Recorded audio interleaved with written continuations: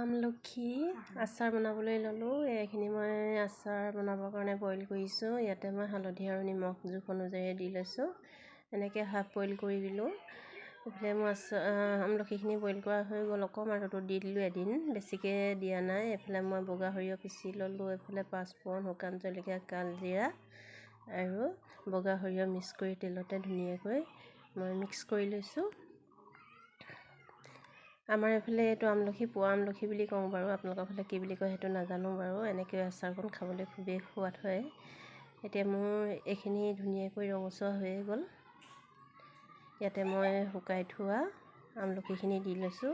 আমলখিখিনি মই একদম half boil কৰিছোঁ, ফাটিবও নাই দিয়া আৰু ৰ'দতো বেছি নাই পোৱা, অকল এদিন দিছোঁ। এইফালে মই আমলখিকেইটা লগতে ভাজি লৈছোঁ। আজি মই এনেকৈ আমলখি আচাৰ বনালোঁ। লগতে ভোট জলকীয়া কাটি লৈছোঁ। এয়া মই ভোট জলকীয়া কাটি লৈছোঁ ধুনীয়াকৈ ডখৰকৈ। এইফালে মোৰ আজি আচাৰ ৰেডি। এই গোন্ধটোতো খুবেই ধুনীয়া লাগিছে। আপোনালোকে কেনেকৈ বনাই খাই কমেণ্ট কৰি জনাব। ভিডিঅ'টো ভাল পালে লাইক কমেণ্ট কৰিবলৈ নাপাহৰিব।